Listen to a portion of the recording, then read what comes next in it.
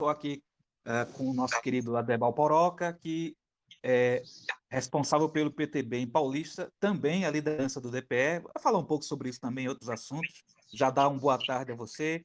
Boa tarde também ao pessoal que vai começar a acompanhar aí o nosso chat, ou acompanha agora, ou acompanha depois, quando a gente fizer essa junção. Adebal, muito obrigado por ter atendido esse convite. Fica à vontade. Meu sapiente professor Jacaúna, eu aqui agradeço a oportunidade e transmito a todos os que estão nos ouvindo, os que irão ouvir posteriormente, principalmente a você, uma pessoa que muito admiro por esta luta, e que é uma luta do bem, e sou eternamente grato pelo espaço que você tem me concedido e transmito a todos aquele abraço cívico e patriótico. Muito bem. Fala um pouco para a gente sobre o PTB. Há quantas anda aí o PTB em Paulista? Você assumiu aí a presidência, está trabalhando com o pessoal, está conversando com muita gente. Como é que as coisas andam aí em Paulista com o PTB? Professor Jacaúna, o falar do PTB agora é como não é como ele está, é como ele ficou. Porque o PTB é praticamente um novo partido, um partido recém-formado, em vista de que houve em todos os setores uma mudança tão radical que ele passou praticamente a ser um novo partido, visto que poucos partidos pequeno ou do baixo clero, como chamavam e chamam, né, se deu o direito de fazer o que o novo PTB vem fazendo ultimamente a nível nacional. Se dá o direito de tirar, na verdade, usando até um termo mais chulo, o camarada sair praticamente com o pé no traseiro, não é que ele pediu nem optou por sair do partido, ele realmente foi expulso. Pessoas do calibre de ex-governadores, senadores, ex-senadores, deputados federais com mandato, deputados estaduais com mandato, e depois que foi criado o compliance do partido, a pessoa não se pautou por ele, é expulso sumariamente. Aqui em Paulista não foi o caso, porque em Paulista não se chegou a isso, uma vez que ele há muitos anos estava na mão de uma pessoa digníssima, um político respeitável, mas por motivos pessoais ele preferiu acompanhar o grupo, né, do qual ele sempre fez parte, que era o grupo de Armando Monteiro. Então, o Ramos, que foi candidato a prefeito, fez uma campanha limpa, honesta, uma campanha aguerrida, mas se pautando pelo respeito, não só aos concorrentes, como ao eleitorado. É um homem de 30 mil votos, sem precisar comprar votos. Mas e seria, evidentemente, a melhor opção para estadual, até mesmo federal, se assim ele quisesse, para o próximo pleito. Só que ele preferiu acompanhar Armando Monteiro, este sim, expulso do partido, não optou por sair, foi expulso do partido, e Ramos, segundo ele, tinha uma ligação muito grande, né? Eles tinham por uma questão, não era nem mas de fidelidade mesmo, preferiu ficar com Armando Monteiro, passou para o PSDB, e aqui em Paulista nós temos outros nomes que se vem trabalhando há muito tempo, e temos até opções sobrando de pessoas de certo calibre na política local, e que provavelmente será as nossas opções, mas tudo isso irá depender dos interesses do partido, do grupo, que hoje é capitaneado pelo Coronel Meira, a nível estadual, até mesmo a nível regional, bem mais do que estadual. Tem também como uma das pessoas de destaque no partido agora, que é o Rodrigo Figueiredo, e tudo isso vai depender das regras que serão traçadas, espero eu que agora, até o mês de agosto, né? E até lá, na verdade, a gente não sabe nem qual vai ser a regra que o TSE vai aprovar, na verdade, que o Congresso vai aprovar e o TSE homologar, chancelar. Daqui para lá, a gente tem que ficar apenas restrito às determinações e às pautas do partido. Muito bem. Você falou a respeito de Meira e não só ele, mas outras pessoas que fazem parte do PTB, amigos e conhecidos, participaram de um evento recentemente lá em Brasília, um evento sobre liberdade, sobre autodefesa, a liberdade, inclusive, de proteção, utilizando armas mesmo, né, para se proteger. Eu vi que foi muito badalado, as pessoas acenderam muito. Como é que você viu isso aí? Você esteve presente ou acompanhou as postagens, conversou com o pessoal? Professor, lamentavelmente, por problemas pessoais, eu não pude ir, apesar de ter prometido ao organizador, que é o Marcos Polon, uma Sim. figura que eu passei a ter grande admiração por ele, porque eu, coincidentemente, até independente do lado político, do lado ideológico dessa causa, eu sou um amante das armas, desde criança. Arma como instrumento esportivo, né? Desde criança eu sou praticante de tiro, já fui caçador. Hoje, talvez, mesmo que fosse liberada a caça, eu não voltaria a caçar. A gente vai amadurecendo, vai envelhecendo, vai ficando com o coração mais mole. Mas eu sou apaixonado por tiro ao alvo. Toda a minha família atira. Eu tenho até uma filha que vive se rivalizando comigo, tentando rivalizar com o velhinho, mas falta treinar muito ainda para chegar perto. Mas, bem, eu sou amante das armas. E eu tive o prazer de ter o Marcos Polon, através de Matheus Henrique, o presidente do DPE, que foi, na verdade, quem me apresentou ao Marcos. E o Marcos aqui veio aqui a Pernambuco e gravou, inclusive, me pedindo voto para mim na campanha passada, para vereador.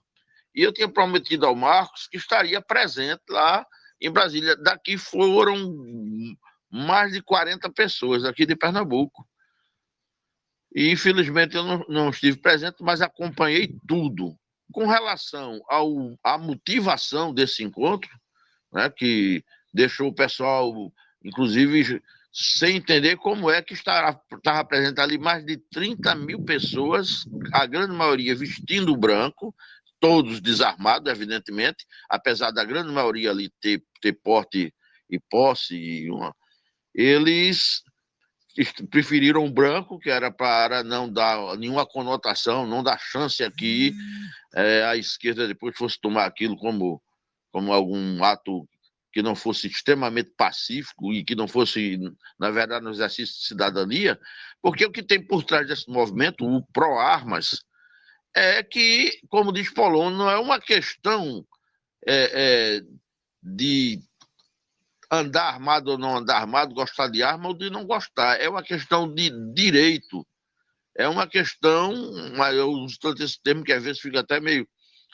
repetitivo, é uma questão também de cidadania, porque a minha defesa pessoal do meu patrimônio, que é sagrado, uma vez que tenha sido lícito, tenha sido conseguido licitamente, e de minha família, é um direito natural, portanto, acima de qualquer portaria, qualquer determinação, qualquer legislação, digo até mesmo, até muito mais do que a lei maior da nação, por conta de ser um direito natural, eu não posso delegá-lo nem ao Estado. O meu direito de sobreviver, o meu direito da minha autodefesa, eu não posso, não devo nem posso. Até poder pode, né? Mas não deveria, o cidadão não deveria jamais delegar isso ao Estado, porque o Estado não tem a mínima condição, e nesse caso aqui não vai nenhuma crítica à segurança nacional, nem à segurança local, né? Nem ao poder de polícia, é porque é impossível que um Estado, seja ele de qual tendência seja, proteger o cidadão um a um. Era preciso que houvesse um agente do Estado para cada cidadão. Isso seria uma coisa. Isso é impossível. Quem tem que se defender é o próprio cidadão. E tem mais outro viés, aí esse sim, extremamente político, é de que as pessoas que são pró-armas, eles não estão só reivindicando o direito de ter uma arma para atingir um desafeto, um agressor, a sua família, a sua propriedade, ou mesmo a si, a sua integridade física, mas principalmente contra o próprio Estado. Uma vez que uma república verdadeiramente democrática, ela pressupõe de que a maior autoridade seja o cidadão comum. A maior estrela de uma república, inclusive patrão, desde do agente municipal ao próprio presidente da república, evidentemente passando pelo Supremo Tribunal, é o cidadão, patrão de todos os outros. Então, a arma na mão do cidadão é também, e eu digo até que principalmente para defender esta nação de um tiraneto de plantão que, de repente, resolva implantar uma ditadura e dominar o cidadão. Um povo armado jamais será escravizado. Muito bem. Voltando ao PTB, essa semana o empresário Otávio Facuri, ele é bastante famoso nos meios conservadores, um apoiador irrestrito de Jair Bolsonaro, dos movimentos conservadores, e até um empresário muito bem-sucedido, passou a fazer parte do PTB, lá em São Paulo. Ele tornou-se o presidente do PTB em São Paulo, inclusive com a promessa do próprio Roberto Jefferson de, como você estava falando aí a respeito de política, fazer uma limpa, né? Se houvesse alguém que não estivesse querendo entrar na questão estatutária, na defesa dos princípios conservadores e algo semelhante, né? Poderia pedir licença e sair do partido, ou ser posto para fora. Então, o Otávio Facuri assume em São Paulo a presidência do PTB, tendo o Douglas Garcia, que é um deputado estadual, me parece que vai tentar ser federal, e outros também fazem parte. Eu vejo, particularmente, com muito bons olhos, a participação desse empresário, e pelo seu histórico, pela sua atividade e atuação dentro dos movimentos, no sentido de apoiar pessoas, até o próprio Direita Pernambuco tem um contato importante com ele, você também, claro. Então, acredito que você também vê dessa forma positiva essa maneira, essa função que ele assume. Perfeitamente, professor. É justamente por aí. Essa mudança, aos poucos, vai mostrando na prática de que realmente essa mudança não é uma maquiagem, não é uma coisa feita para inglês ver, e, naturalmente, as pessoas, né, que comungam desses pensamentos, né, que compactuam com o que está ocorrendo, naturalmente vão se chegar e vão se agregar a este novo movimento que, até repetindo, é um novo partido. Não é um partido com mudanças, é praticamente um novo partido. Essa do Otávio, e o Douglas também, que é um lutador das primeiras horas, né?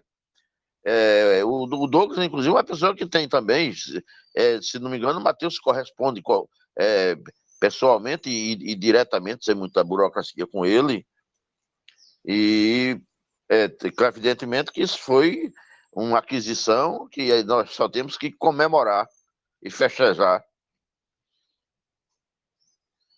Ótimo, perfeito. O Roberto Jefferson tem sido, até muita gente tem criticado, tem falado, esse Roberto Jefferson está querendo se aproveitar desse pessoal, está dizendo que é conservador, muita gente, eu li pessoas criticando, mas vamos combinar uma coisa, Aderbal. Qual é a outra pessoa desse meio político que está utilizando, está fazendo realmente arriscando, inclusive, quer seja nome, até a questão financeira, se for processado, ele tem feito seu trabalho do que muita gente deixa de fazer hoje em dia, porque a militância se estende, vai para além de estar postando alguma coisa na internet ou colocando um recadinho, mas é indo além, é participando de reuniões, é conversando com pessoas, é convencendo, mostrando de que é preciso dar uma guinada importante dentro do país, isso iniciado com o presidente Jair Bolsonaro, sendo eleito em 2018, e agora sendo visto na próxima eleição de 22. Pois é. O Roberto Jefferson são aquelas pessoas em que a gente ou ama ou odeia. Ele desse tipo de gente. Pessoas que, por sinal, muito me atraem. Eu detesto o tal do morno ou que fica em cima do muro. Ele,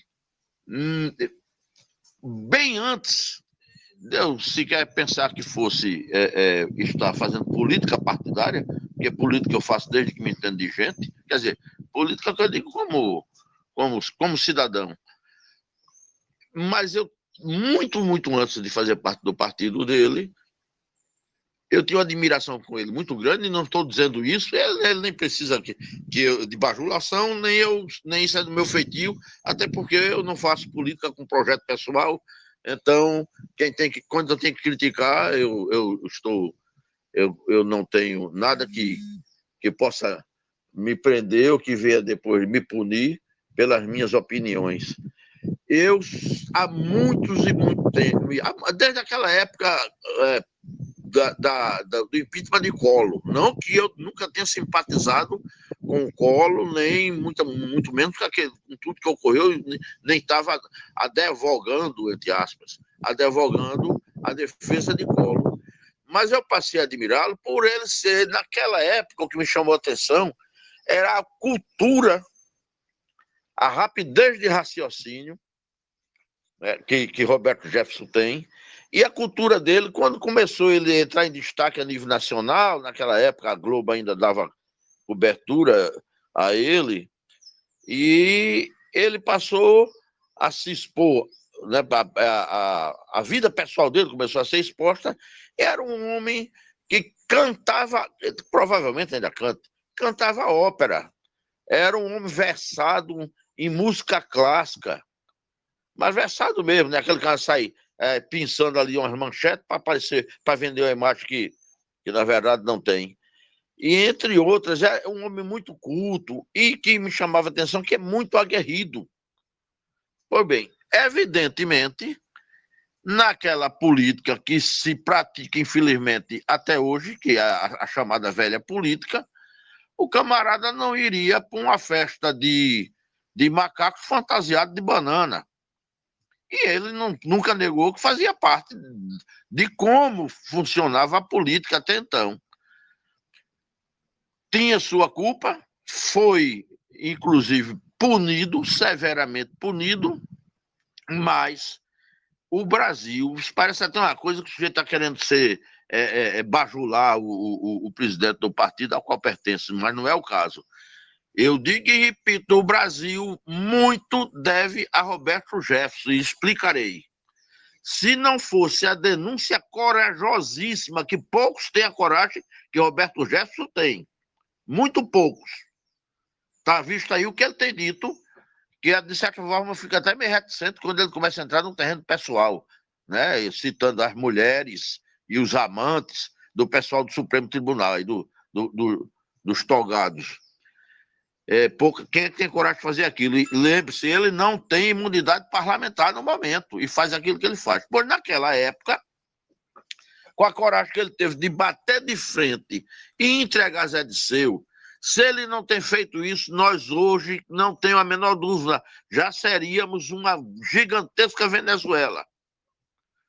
Porque eles não teriam, Lula, ao terminar o segundo mandato, não teria botado esse poste que embalava vento, teria sido o Zé Disseu, que na verdade é a cabeça pensante, Lula é apenas o boneco dessa história toda.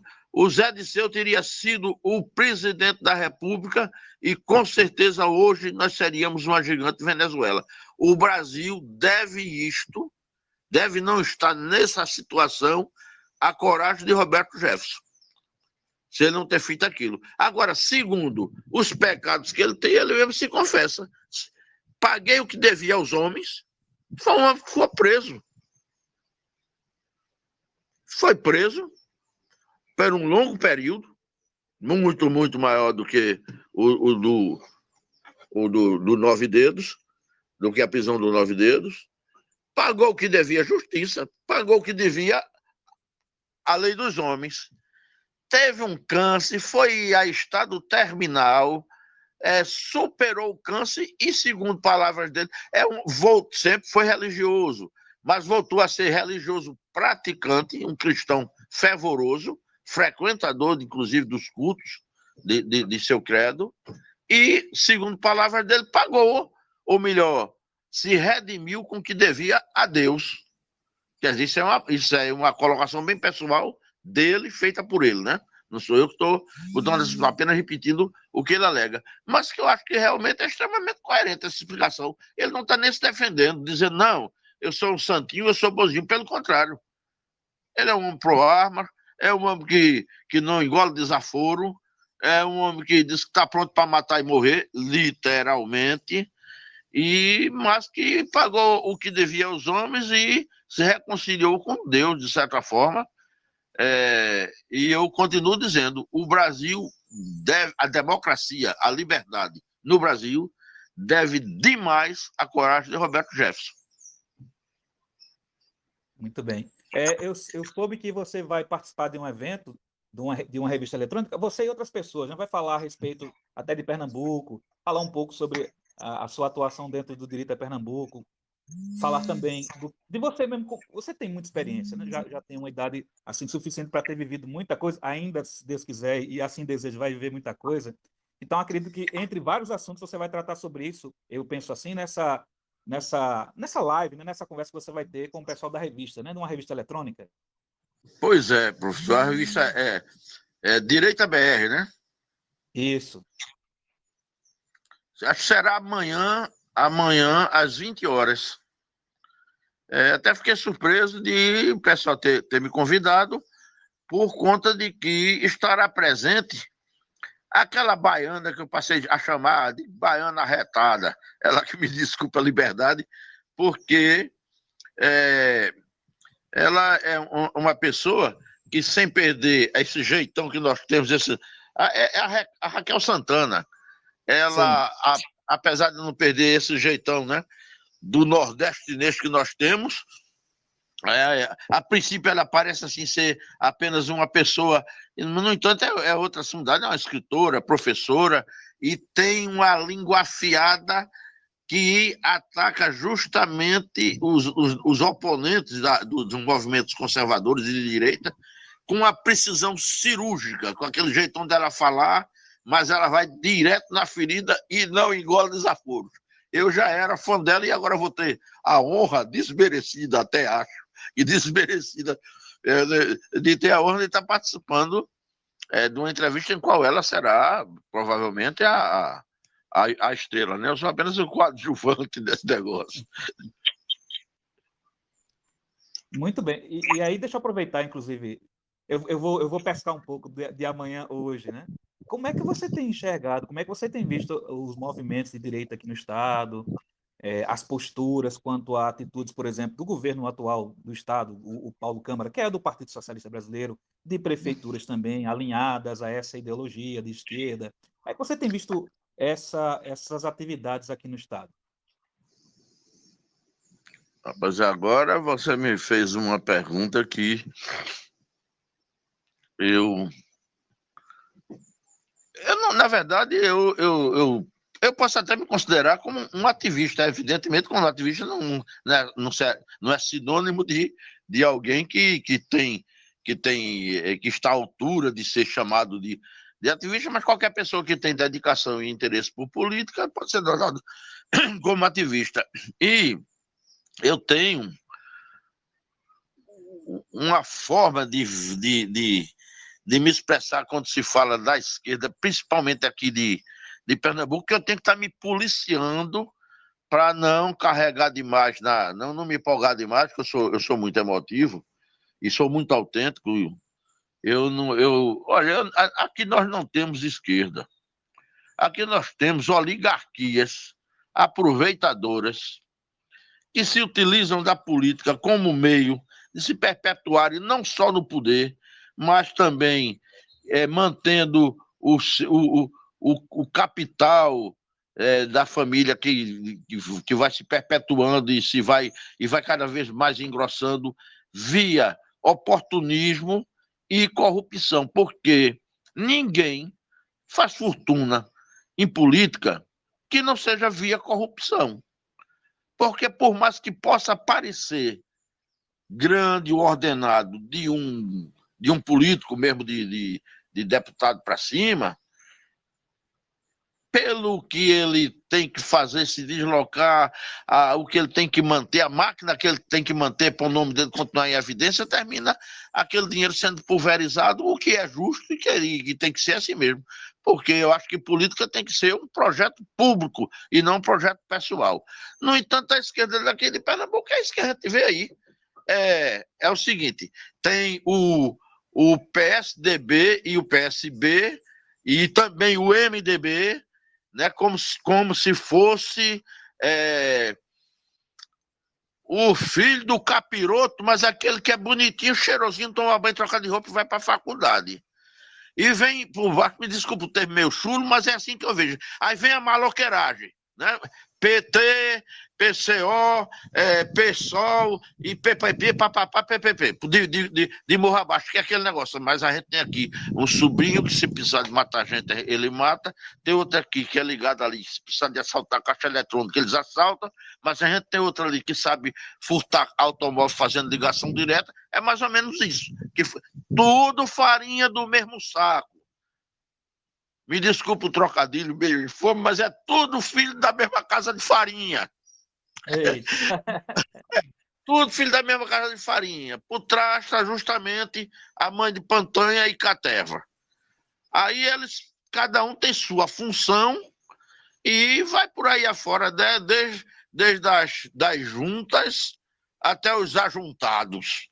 E os que o público, o grande público, sequer sabe da existência, que são realmente os mentores, aqueles que estão lá encastelados, né, como eminências pardas.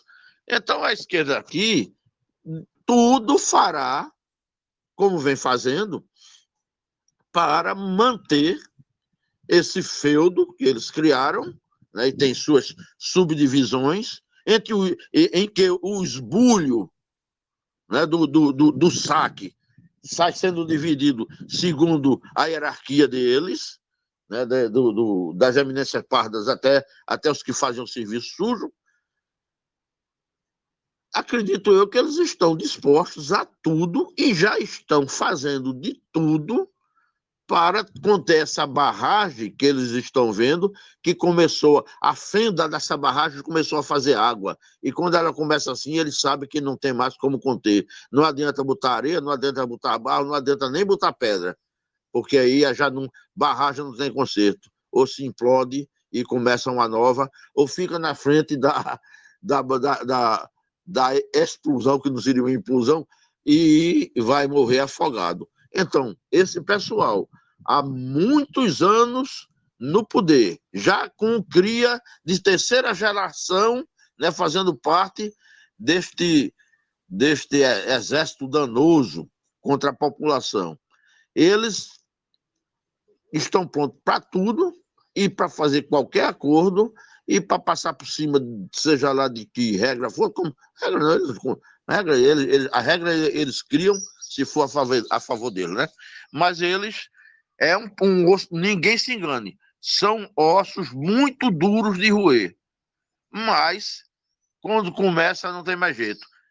Tem um ditado popular de homem do interior que diz que, olha, fogo serra acima e água serra abaixo, saia da frente. É o que está acontecendo, não é um novo despertar na população, não na velocidade que nós gostaríamos que fosse, mas o pessoal agora passou a ter uma visão menos apaixonada pela política, né? Diferente do que é a torcida para o futebol, que é paixão pura.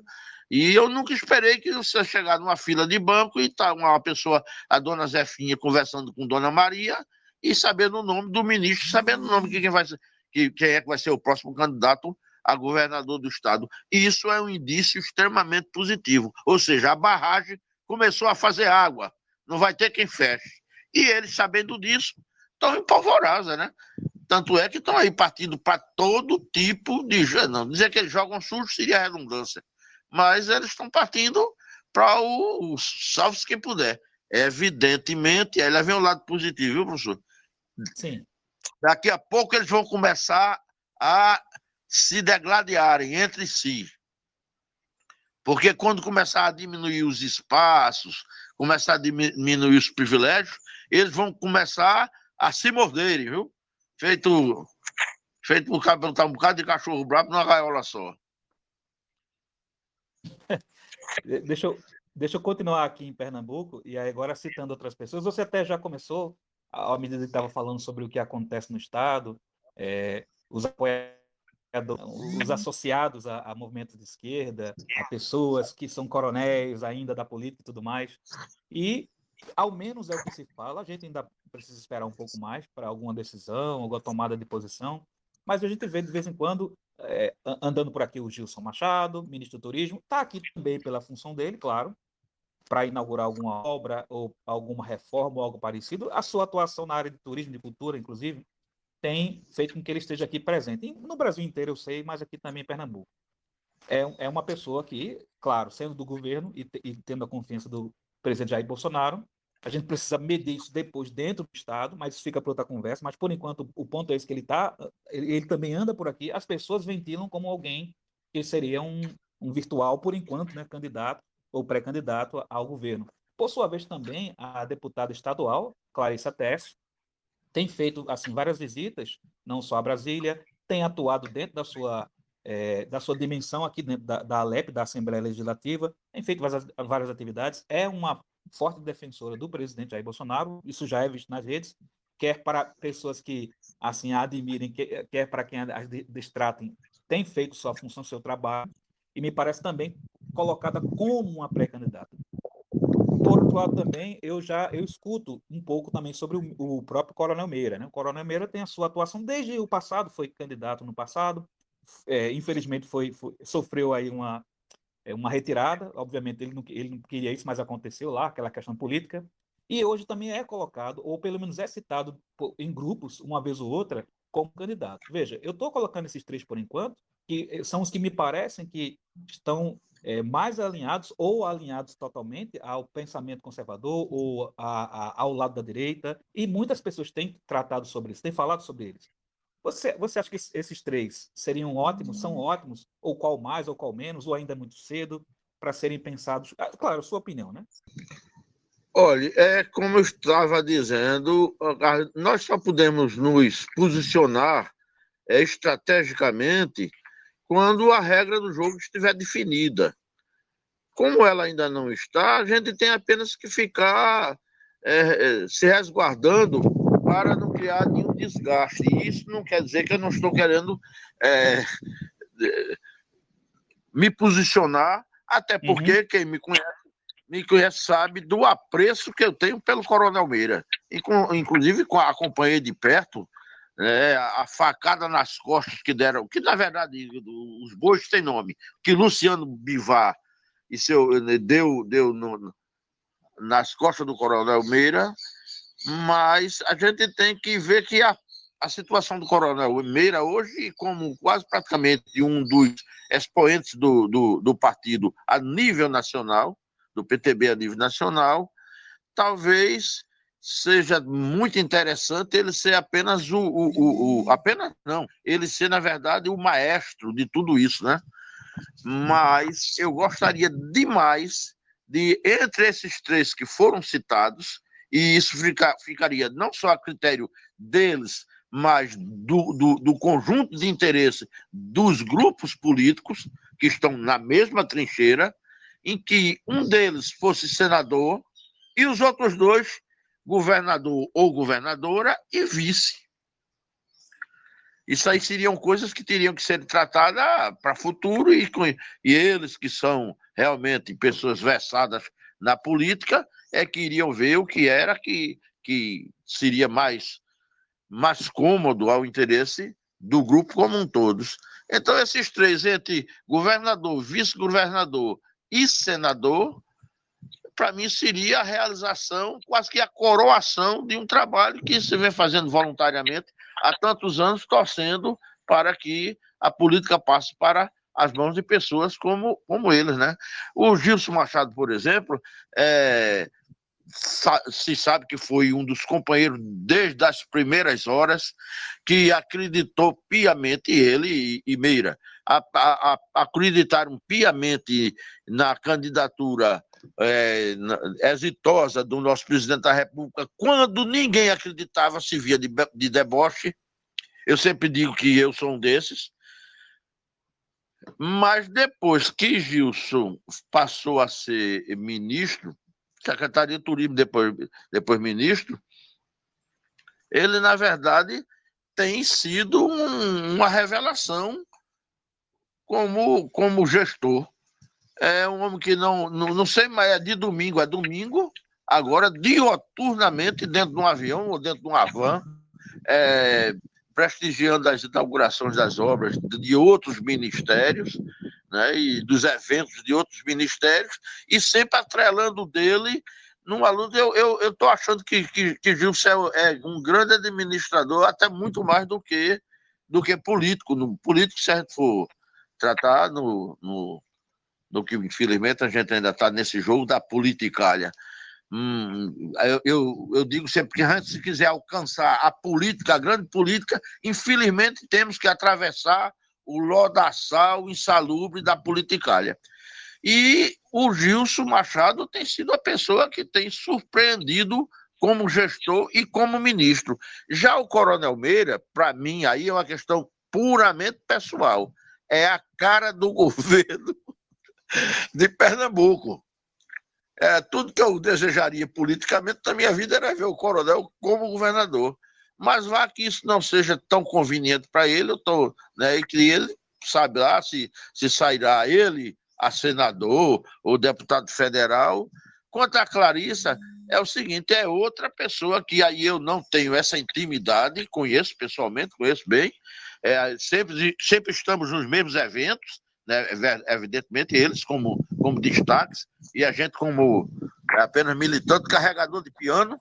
A gente está sempre carregando piano para esse pessoal fazer o concerto, mas eu não posso falar que eu não tenho essa intimidade. Agora, seria um nome perfeito para uma dessas composições, que é como no cargo majoritário, ou quer como compondo esse cargo, porque realmente ela é também uma jovem política, mas que há muito tempo também vem nesta luta, vem cada vez mais fixando o nome dela nessas trincheiras, e eu não vejo outra opção, principalmente por ser também, né, representar a classe feminina.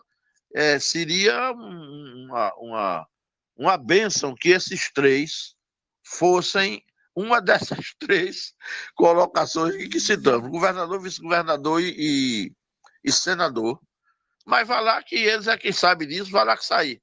Para deputado, sair novamente para deputado federal, contanto que a gente não pode perder esses espaços, nem criar nenhuma cisão entre esses blocos que agora estão passando a serem homogêneos, né? Pelo menos na intenção final.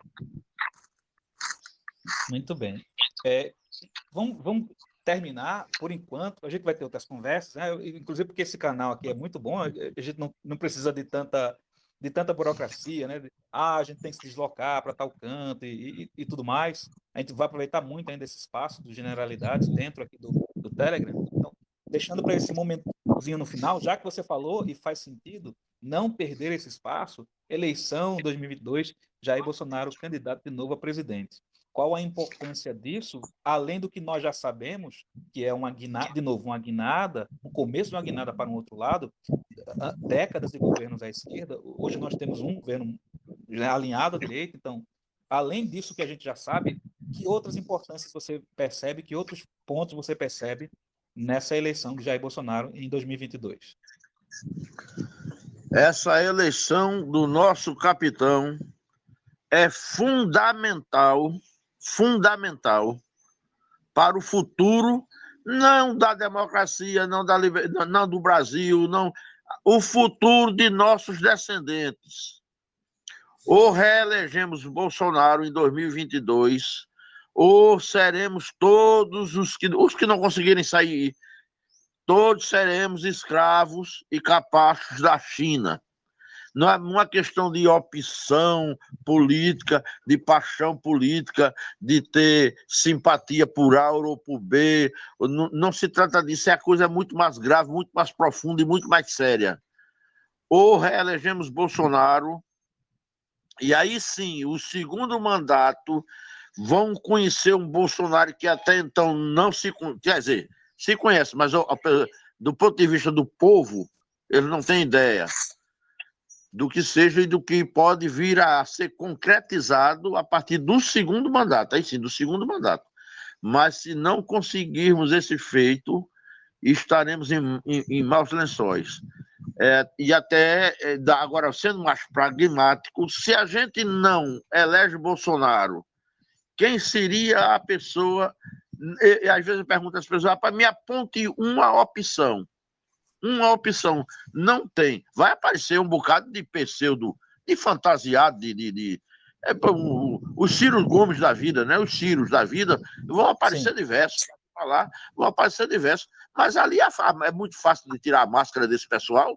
Mas o pessoal é até engraçado que a esquerdalha costuma, às vezes, pejorativamente, chamar Bolsonaro de doido. Veja só, eu não conheço ninguém mais centrado, mas com mais estabilidade emocional do que Bolsonaro, porque vinha aguentando. Isso eu estou se tratando de um sujeito que tenha o mínimo de hombridade.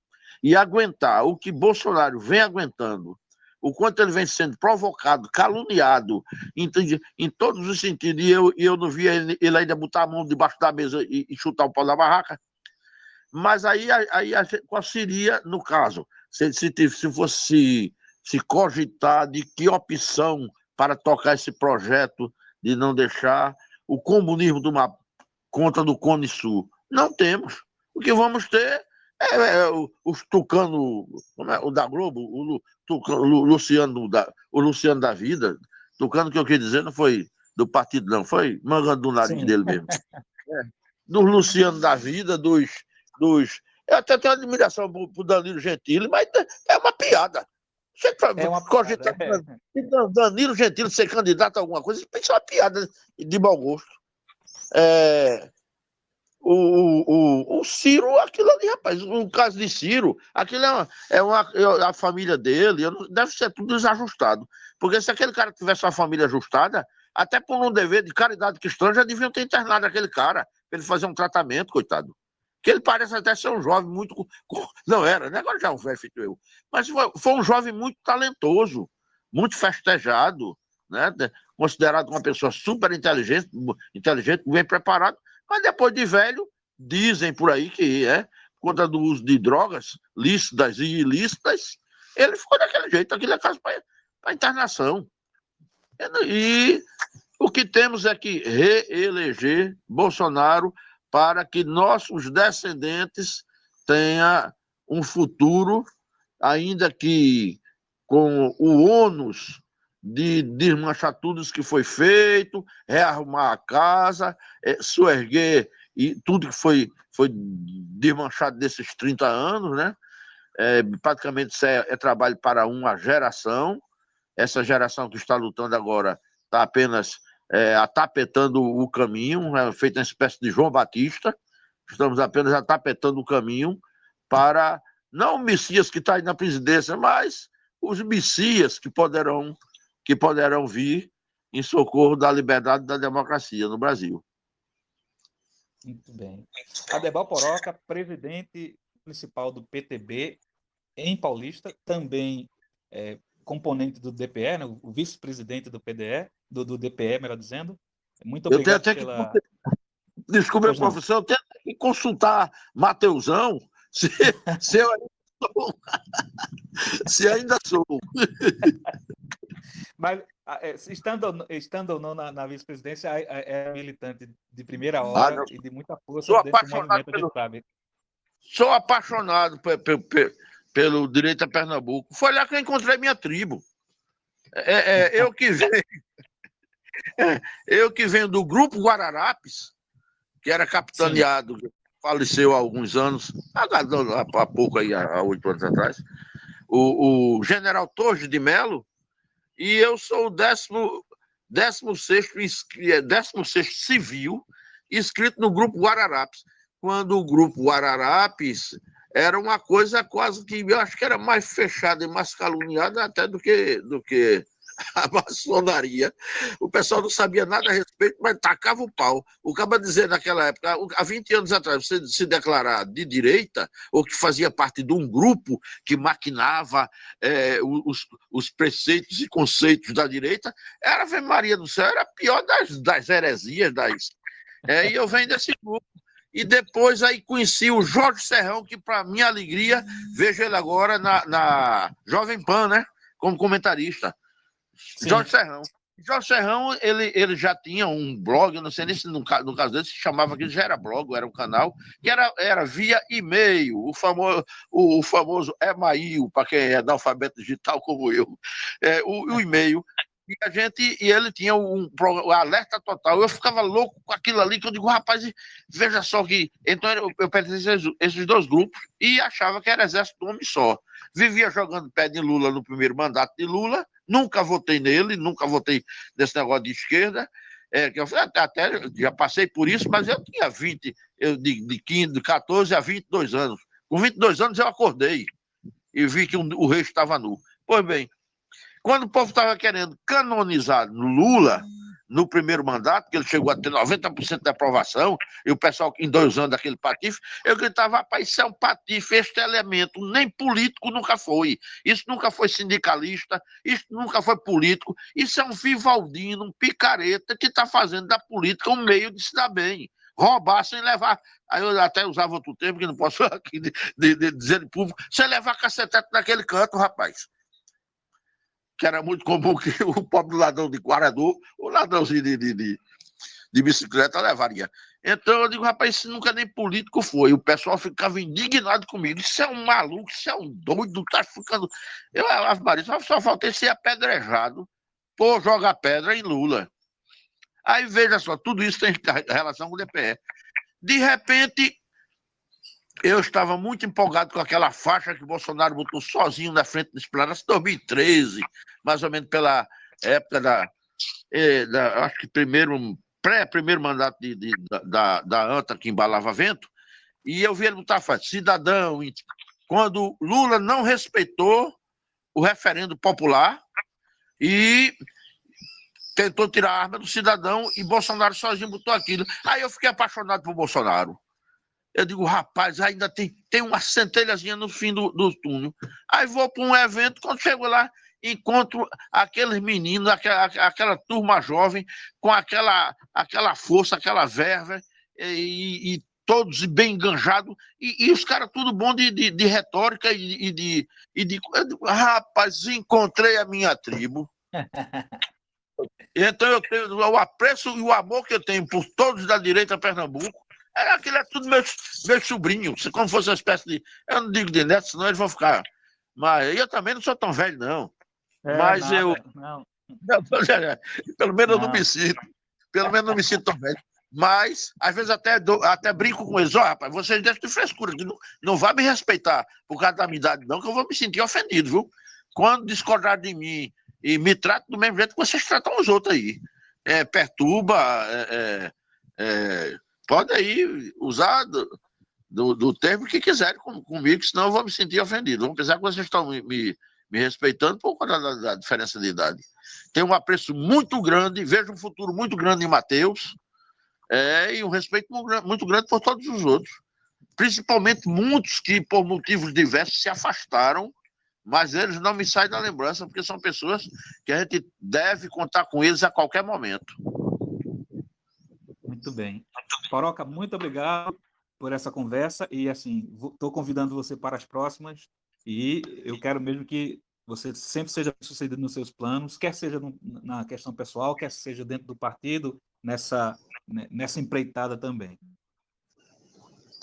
Meu sapientíssimo mestre, e lhe digo isso de sério, eu tenho Rapaz, olha, eu gosto mais de aprender do que ganhar dinheiro. Isso parece negócio parece uma demagogia barata. faz demagogia barata. E quando eu vejo alguém inteligente no meu ciclo de amizade, em que eu possa estar me encostando e perguntando e me orientando como é o seu caso, rapaz, eu me sinto...